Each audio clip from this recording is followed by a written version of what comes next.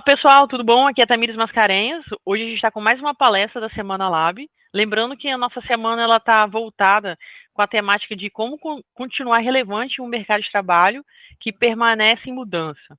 Esse tema que a gente hoje tem com palestra, ele foi escolhido porque a gente recebeu alguns e-mails e algumas dúvidas também no nosso chat do Instagram e até no LinkedIn também.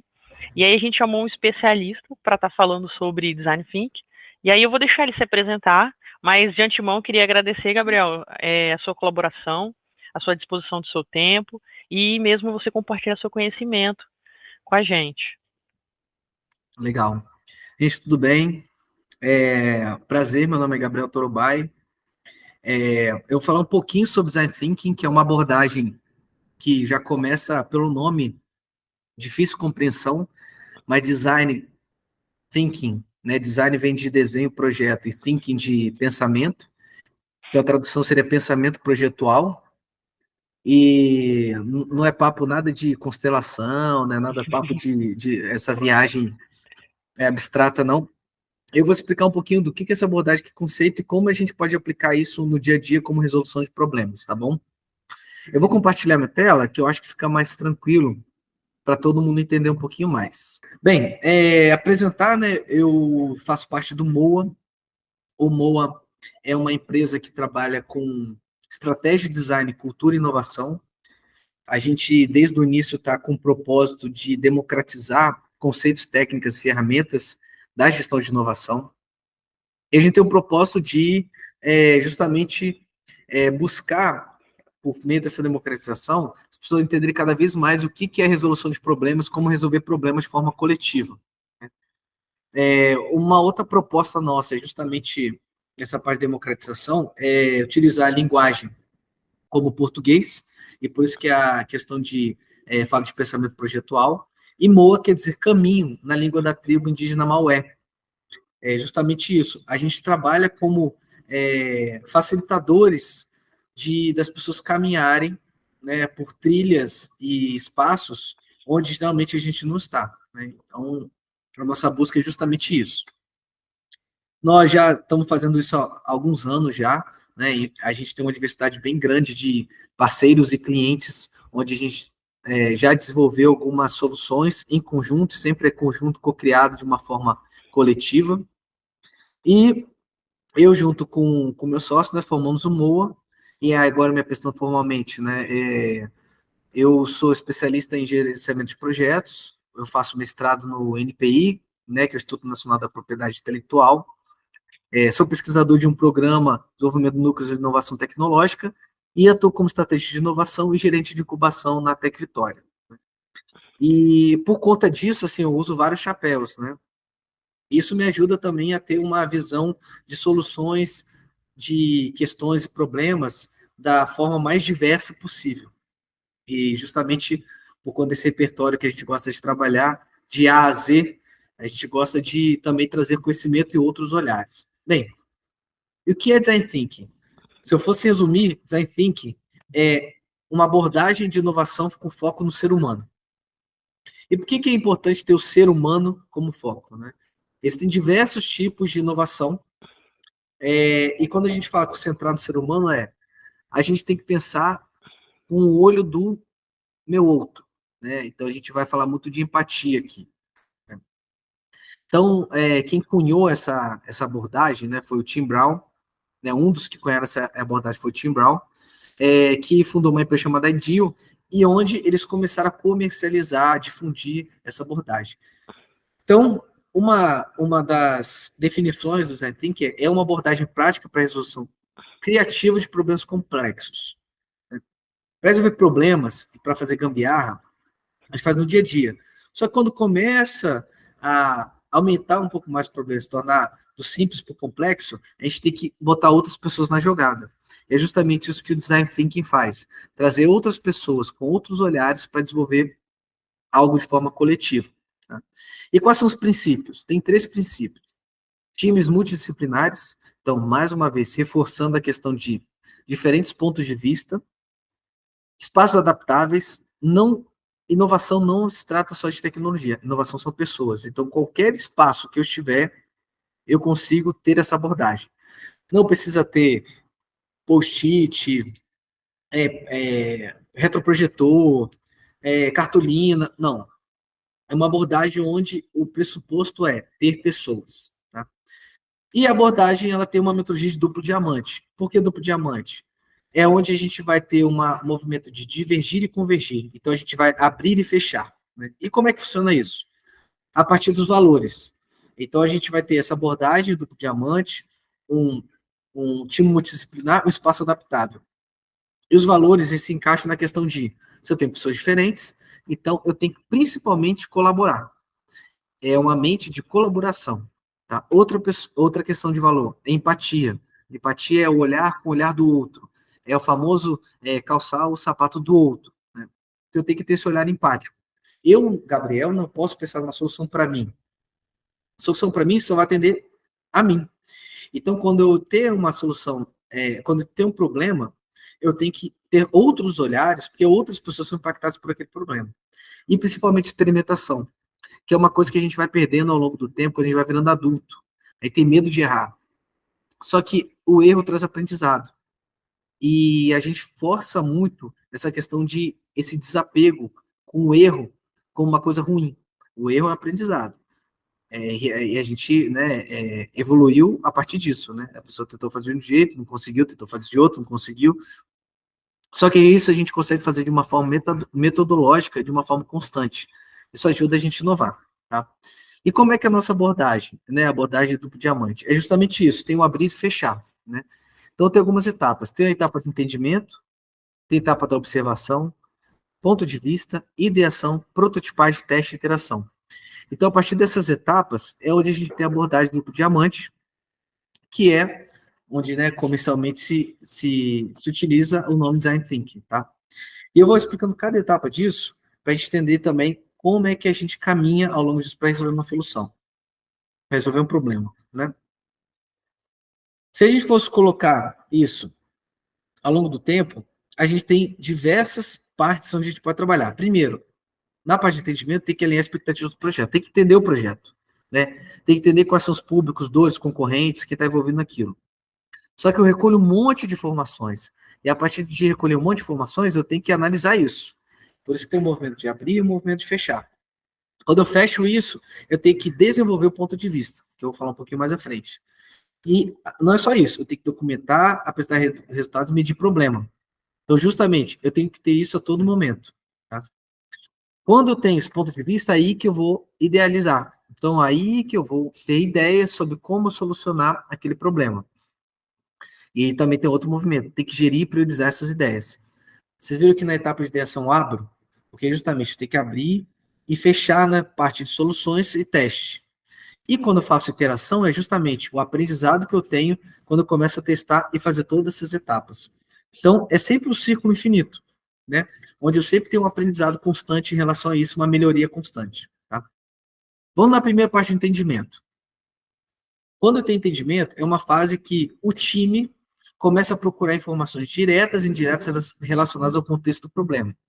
Então, se eu falar que eu tenho um problema de um projeto na minha cidade, na minha empresa, eu tenho que entender primeiro o problema. Né? Eu não posso chegar, como de costume tem, solução pronta. Por quê? A solução, ela se adequa a determinado contexto. Então, talvez o problema está em outro contexto. Né? É muito comum em relacionamento ter aquele... o que está ruim? Está tudo ruim. Então, eu vou dar um passo para trás e falar assim, o que está tudo ruim? Entender um pouquinho mais. Porque é entender no contexto que está acontecendo o problema. Outra questão. Dependendo do tempo, o contexto não é mais aquele. As pessoas tinham problema em pedir pizza. Nossa, eu não sei como pedir pizza, aí tem que guardar imã, folheto. Naquele tempo, né, tinha um problema. Hoje a gente tem aplicativo onde a gente pede uma pizza mais rápida, onde a gente vê outros preços, onde a gente busca mais rápida essa solução. Só que cada contexto vai ter uma gama de informações para entender o problema. Tá?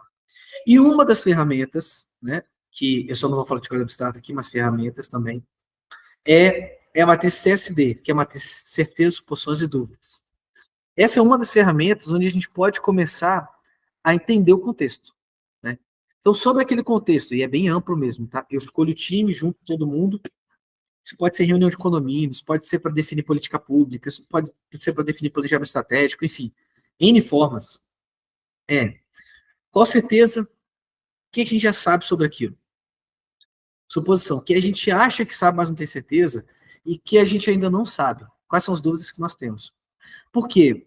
Quando eu faço essa matriz, eu ouço de outras pessoas, eu registro quais são as certezas, posições e dúvidas. E a partir daí a gente tem um quadro geral, né? Também é chamado de matriz de alinhamento. Então eu tenho um quadro geral. A partir desse quadro geral, eu consigo ter uma ideia com a certeza, posições e dúvidas aquele grupo tem em relação ao contexto, tá? Depois que a gente faz isso, a gente tem que agrupar. E esse agrupamento que chama matriz de afinidade é agrupar os temas afins, tá? Então, se a gente for falar que a gente tem uma questão de pagamento, né, orçamentária, então vai vir um monte de coisas.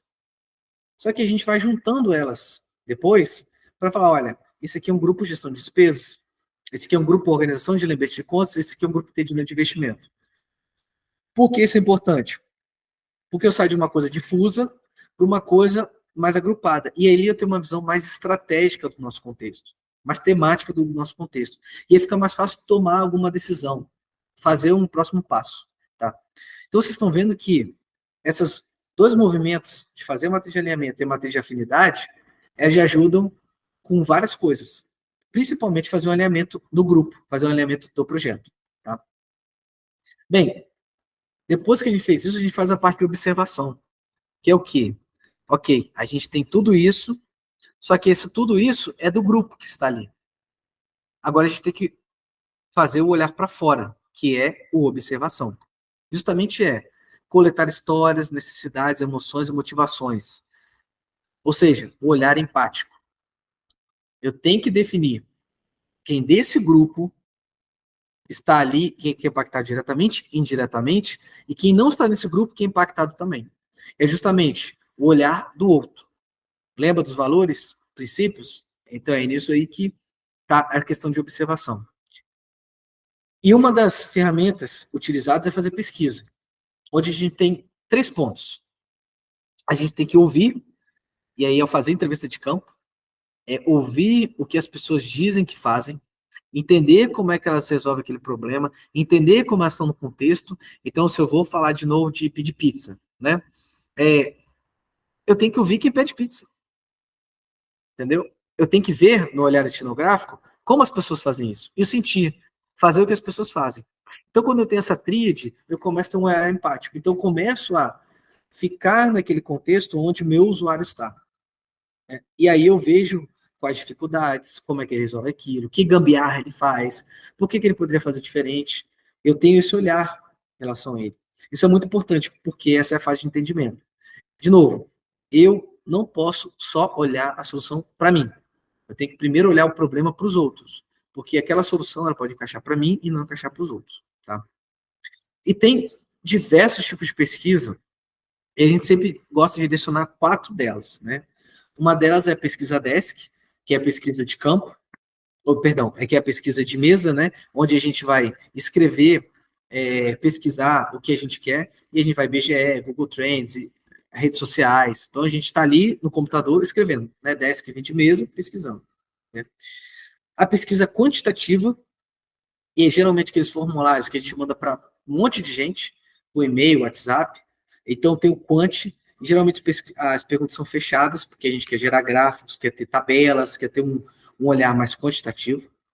A vivência, que é justamente, eu vou vivenciar aquilo, então se eu estou falando de um serviço de atendimento ao público, eu vou vivenciar aquilo, eu vou estar como público, né? Como usuário. Se eu estou falando de um produto, eu vou vivenciar como eu usar aquele produto. Então, esse é um pouco da parte da vivência, né? Que a gente também brinca que é o safari. E a pesquisa qualitativa, que esse que é um dos mais ricos que a gente tem, é conversar sobre o tema, né? Com os clientes, ex-clientes, usuários, que eu vou entender aquele ponto de vista. Então, o que a gente fala aqui é fazer um roteiro de entrevista e conversar com eles. Por que isso é importante? Na conversa, eu estou fazendo diferente da quantitativa. Na qualitativa, eu estou conseguindo conversar com eles e ver realmente aquilo acontecer. Isso é importante, né? Entender quais são as dores e necessidades deles. Então, a qualitativa, se fosse escolher todas, a qualitativa seria a mais importante, porque eu falo com o meu usuário, eu converso com ele, eu vejo se ele franze a testa, se ele demora para responder, se ele gagueja na hora de responder, se ele tem dificuldade de entender aquele contexto. Então, é nisso que acontece na qualitativa. Tá? Só que para isso tudo a gente tem que ter uma preparação. E quais são os principais tópicos para ter essa preparação dessa pesquisa? Primeiro, hipóteses. O que você quer descobrir? Lembra da matriz de alinhamento? Ali que vem essas perguntas. Essas perguntas, essas hipóteses. Quem a gente irá pesquisar? De novo. Onde a pesquisa será feita? O contexto influencia muito. Quando a pesquisa será feita? Se eu for no final de semana, na praia, é uma coisa. Se eu for meio de semana à noite na praia, outro público, talvez, que eu vou ter lá para pesquisar. Quem são os pesquisadores? É importante, porque se a pessoa que for fazer a pesquisa, e a gente sempre indica ser em dupla, ela for muito acanhada, for introspectiva, não vai rolar. Então, a dupla tem que ser assim, uma pessoa para conseguir registrar e coletar, e outra para fazer pergunta. Porque enquanto uma está conversando, a outra está registrando e coletando. Por isso é importante entender de que forma a pesquisa vai ser feita, quais materiais necessários. Então, essa preparação é importante, porque eu tenho que planejar antes de conversar com a pessoa, porque quando eu for fazer a primeira, eu já vou entender o que deu certo ou não. A segunda, o que deu certo ou não. Aí eu tenho que fazer uma melhoria, se eu tiver alguma melhoria para fazer, se alguma coisa não deu certo.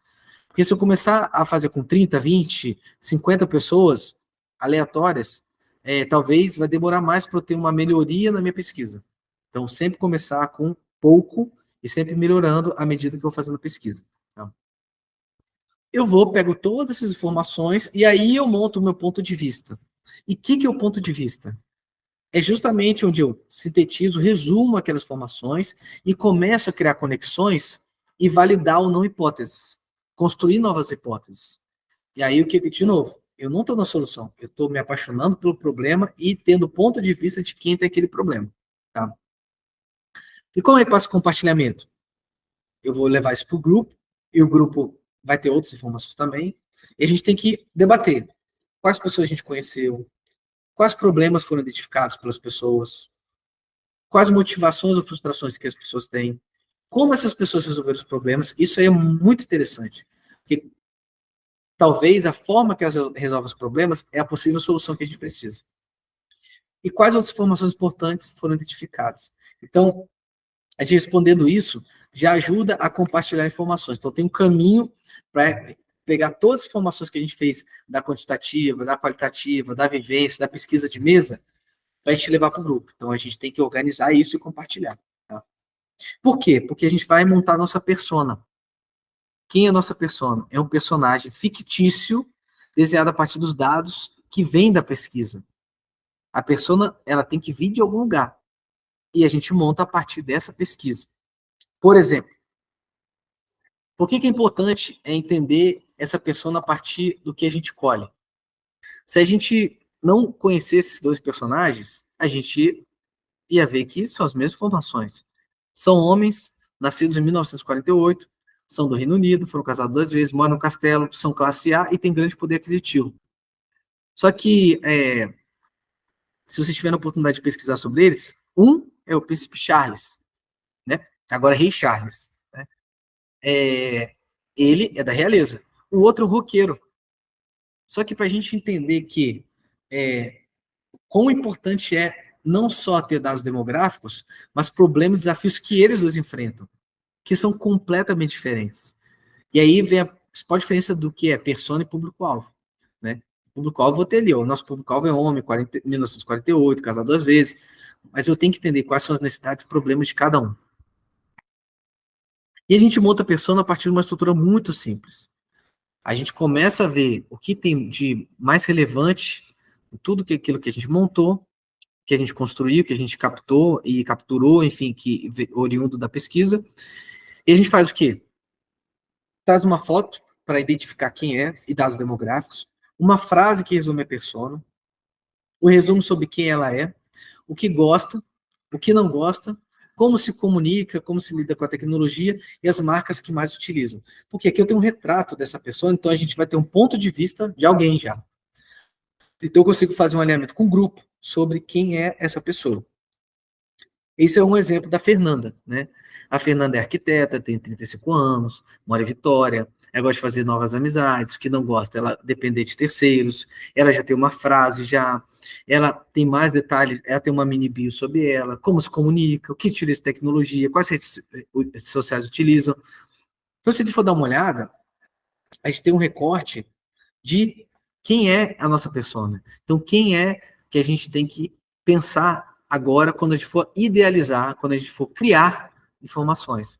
Por isso que é importante a gente ter desenhado e estruturado isso. Só que isso aqui está estruturado a partir de uma pesquisa. E não a partir de um, eu acho que é. A gente tem que ter dados sólidos para isso, tá? Depois que eu tive meu ponto de vista, lembrou que fechou? A gente fechou na persona. Agora a gente vai abrir novamente. E essa é a ideação. Agora que nós vamos ter ideia sobre as possíveis soluções que a gente vai ter. Tá? E na ideação é muito simples.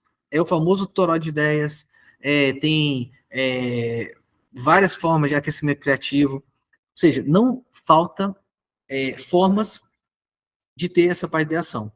Agora que é hora de fomentar a criatividade, é hora de justamente se favorecer dos diferentes olhares, pontos de vistas e inteligência coletiva que o grupo tem. Depois que eu fiz essa parte de ideação, não adianta ter só um monte de ideias. De novo, eu tenho que gerir e priorizar essas soluções.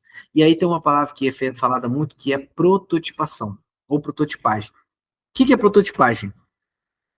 Tem vários tipos de baixa e alta fidelidade, né, que a gente fala. Mas prototipagem, justamente, fazer isso.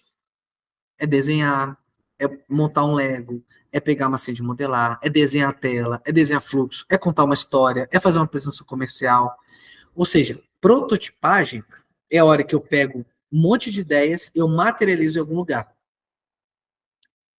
Prototipar um serviço, eu posso fazer um teatro, eu posso montar papelão. E qual a principal diferença entre ter uma ideia, prototipação e produto final? Se eu fosse montar uma parede do meu lado aqui, eu não preciso pegar tijolo e argamassa e montar e depois o cliente falar bem assim, mas a parede não era aqui, era lá. Antes de fazer isso, o que eu posso fazer? Tirar foto, desenhar no chão, botar uma caixa de papelão, botar um monte de cadeira aqui e simular essa ideia de uma parede. Isso é um protótipo, que eu valido antes de começar a trabalhar, valido antes de começar a executar. Tá? E são uniformes, você apresentações, brincar com Lego, ou seja, eu tenho que materializar de alguma forma as ideias para justamente trabalhar em cima delas. Tá? Então essa é a prototipação. Por que isso é importante? Porque a gente tem uma outra fase que é o quê? A fase de teste. Tá? E eu vou voltar. O teste é justamente isso. Eu tenho que mostrar para o meu usuário, lembra do usuário? No caso da Fernanda aqui, para os meus usuários, olha, essa é a solução que a gente está pensando. O que você acha dela? E a partir do que ele falar, dos insights que ele falar, das lições que ele mandar para mim, trazer para mim, é que eu vou entender. Ah, então é dessa forma aqui. Então eu vou começar adequando, alinhando, balizando qual a solução que mais se encaixa para ele. Tá?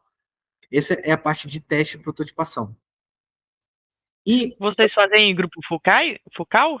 Pode ser grupo focal, pode ser feira de ciências. O que é feira de ciências? Tem várias mesas, né? E aí, por exemplo, tem 5 grupos. Então, eu sou do grupo 1.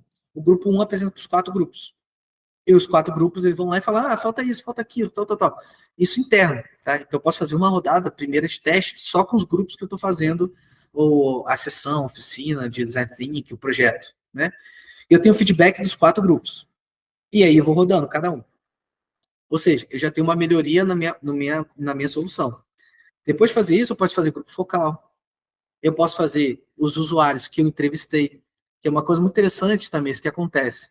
Quando eu vou entrevistar a pessoa, ela vai se interessar, mas por que você está fazendo isso? É porque a gente está pensando em fazer um projeto para resolver tal problema. Ah, que legal, quando estiver pronto você me mostra. Então, já tem um caminho já, né? Eu lembro que eu tive que fazer um que era de vários eventos que a gente faz, domingo na rua. Então a gente saía abordando as pessoas para fazer o teste. E era assim mesmo. que é a gente querer demonstrar que pode fazer teste em qualquer lugar. É só a gente ter a abordagem correta e de uma forma, né, não abrupta. E a pessoa entender que aquilo é um teste. E aquilo ali é o olhar virgem, né? O olhar que a pessoa não está imerso naquilo ali. Porque se a gente demonstrar para uma pessoa que já conhece o tema, ela já vai vir já com viés. E o importante é não ter, né? E o grupo focal é um deles, que dá para fazer esse teste. E por que é importante esse olhar virgem, né? Esse olhar que não estava imerso? Porque, para realmente ter isso confirmado, nós somos diferentes dos nossos usuários. Eu não posso criar uma coisa para mim. Eu tenho que criar uma coisa para o outro. E para o outro, eu tenho que entender o olhar do outro, tenho que testar com o outro. Tá? E reduz o custo e risco. Eu não preciso fazer tudo, eu não preciso criar até o final o produto, para no final falar assim, nossa, não deu certo. Eu posso quebrar isso em etapas e validando aos poucos, né? Eu me adequo à necessidade dos usuários, porque justamente eu faço as adequações e vou ouvindo o meu usuário, né? É o que a gente chama de melhoria contínua. Não é nada novo, melhoria contínua. Eu vou testar um pouquinho e volto, testo um pouquinho e volto, testo um pouquinho e volto. Então ele vai ficando melhor. Eu identifico problemas e melhorias. É muito mais barato, é muito mais rápido. E eu me desprendo, porque quando eu faço isso, eu acho que a minha solução é a melhor do mundo. E às vezes o filho não é tão bonito assim. Então, eu tenho que colocar ele na rua para ele ver se vai rodar ou não. Tá? E o que ocorre? A iteração.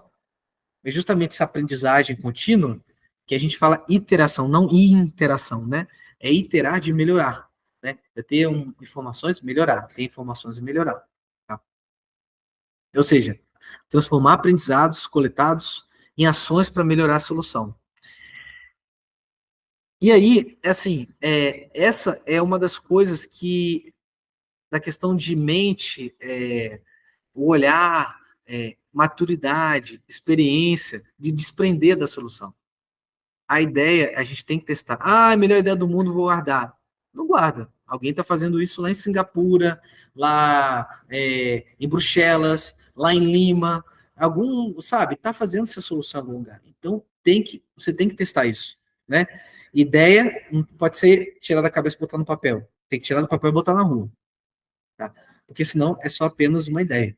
Então, ideia boa é a ideia executada que vira erro e que vira aprendizado. Pode rapidinho, falar. Gabriel. Isso parece um pouco com o MVP, né? O que é o MVP? Legal você trazer isso, Tamires. O MVP é um pós-iteração, né? É um pós-duplo diamante. Por quê? O MVP é o mínimo produto viável. Quando eu saio do protótipo, eu saio de teste para usuários. Então, imagina um laboratório. Eu ainda consigo controlar os testes. Quando eu vou para MVP, que é o mínimo produto viável, eu já estou testando esse produto no ramo, no comercial, na parte comercial. Então, eu já começo a testar preço, eu começo a testar a utilização deles por usuários que eu não sei quem são. Eu começo a fazer esses testes. Então, por isso que fala mínimo produto viável. A próxima etapa do protótipo é o MVP, que onde eu falei bem assim, essas são as funcionalidades do meu serviço, do meu produto, esse é o detalhamento do meu serviço, do meu produto, agora eu vou pegar uma grana, vou investir em desenvolver um mínimo produto viável e botar na rua. E aí começa a fazer marketing, aí começa a ter uma força de vendas, só que é o mínimo produto viável. Então, se a gente for pensar em hambúrguer, né, é o pão com carne com queijinho. Eu não vou fazer isso tudo. Eu vou botar o queijinho, vou testar, mas eu vou testar no mercado. Aí é a parte do MVP. Isso faz. Aí o que é interessante? Mesmo tendo MVP, eu tenho aprendizado. Então eu posso voltar o quê? Para ideação. Eu posso voltar para prototipagem.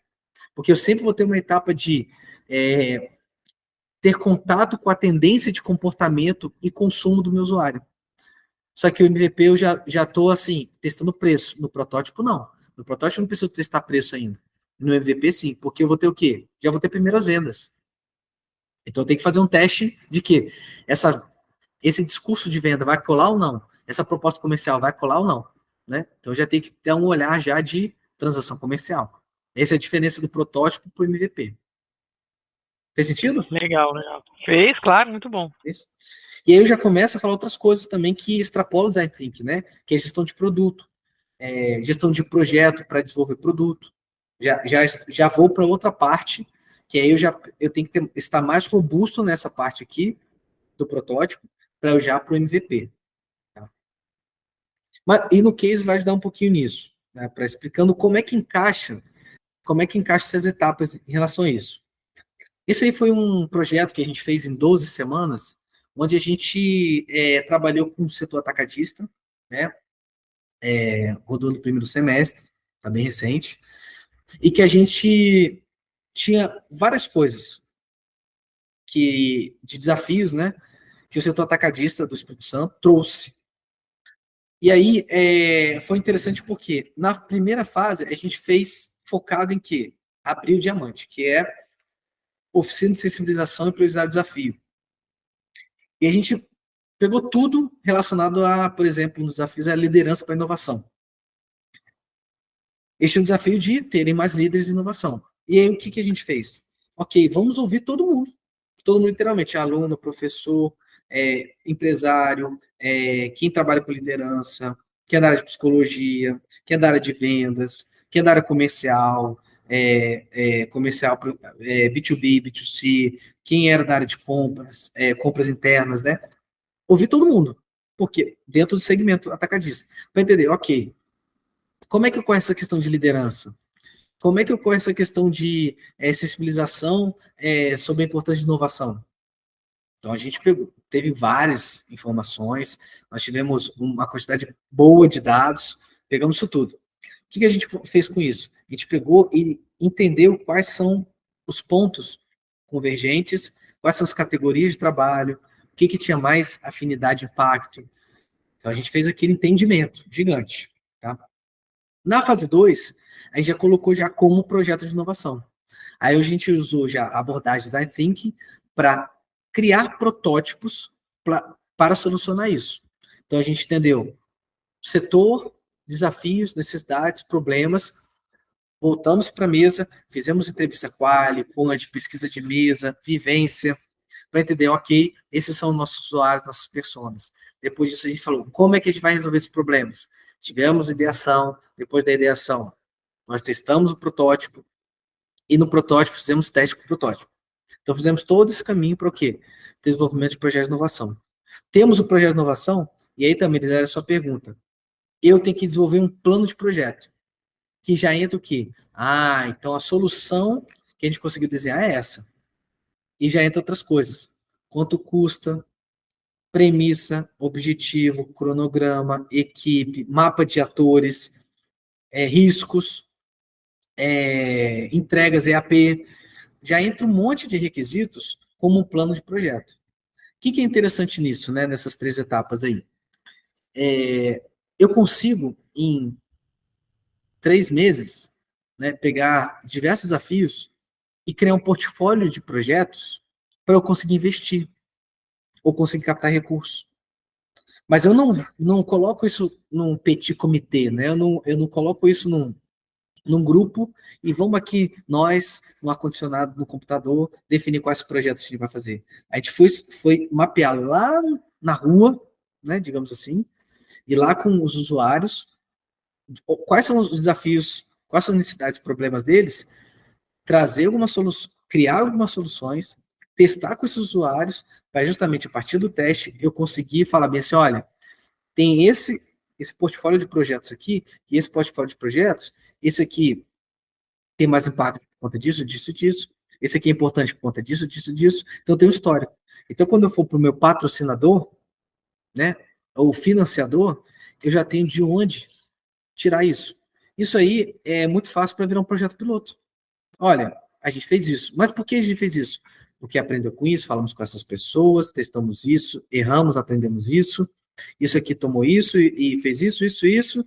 E isso aqui virou um plano de projeto. Então, ou seja, eu consigo ter um portfólio de projetos de inovação em 3 meses. E não é só isso. Além disso, quem participa disso, né? Quem participa desse processo, ele é sensibilizado por inovação. Então, as pessoas que participam disso, eles conhecem ferramentas, conceitos, técnicas de inovação. A gente identifica ali quem tem uma liderança, uma aptidão, um perfil para liderar um comitê de inovação, ser um agente de inovação. A gente tem ali quem é mais analista, quem é mais planejador, quem é mais executor, quem é mais comunicativo. Então, a gente tem várias interações ali, porque é feita dessa forma, com inteligência coletiva interativa, também de outras montagens de equipes para projetos. Não só de inovação, mas para projetos. Não é só entregar um portfólio de projetos de inovação, é também sensibilizar as pessoas, né? E aí, isso acaba ajudando porque no MOA a gente tem várias áreas de atuação e justamente é nesse caminho que a gente vai encaixando as outras áreas de inovação, outras áreas de atuação. Que, por exemplo, as estratégias podem vir de vários locais, mas só no fato da gente trazer essa abordagem amarrada, olha o que a gente consegue trabalhar. Design de serviços e produtos.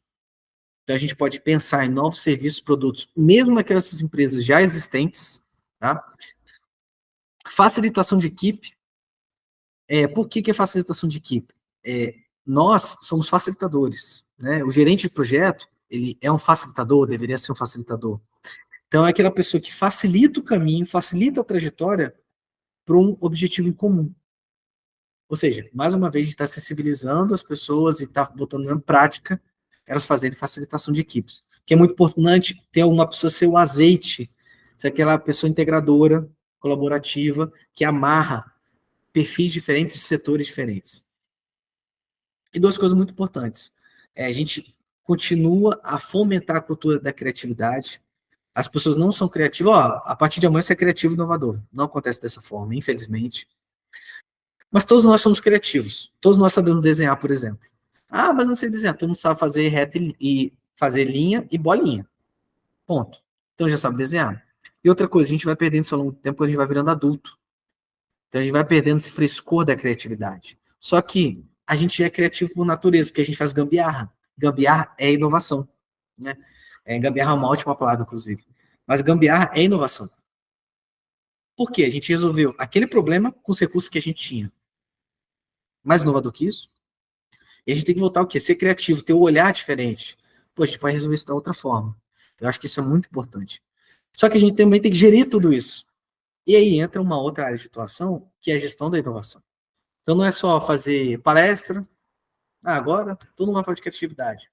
Fazer uma oficina, workshop, então é criativo. Não. Isso aí tem que ter uma estratégia. Que empresas, e tem N exemplos aí, mas as empresas mais inovadoras do mundo, elas fazem a gestão disso. A inovação tem que ser... Um monte de empresa tem escrito lá nos valores, princípios, inovação. Mas você vai ver na prática, não é inovadora.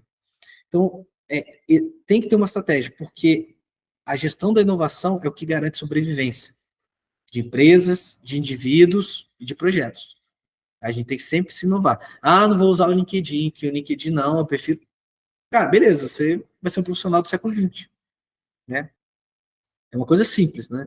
Não vou escrever... Não, só uso papel e fax. Não é isso. Não uso WhatsApp, não uso e-mail. Sabe? É isso se inovar também. Então, você tem que fazer a gestão de você mesmo, né? Mas, então tem que ter isso. Por quê? Os negócios que sobrevivem são negócios que constantemente estão se inovando e estão buscando criar o próximo concorrente deles. Como assim, Gabriel? Eu tenho que descobrir o que vai matar meu negócio. É simples. Porque, às vezes, pode ficar muito tarde para descobrir isso. E não vai dar certo, né? Então, a gestão da inovação é importante. Tá?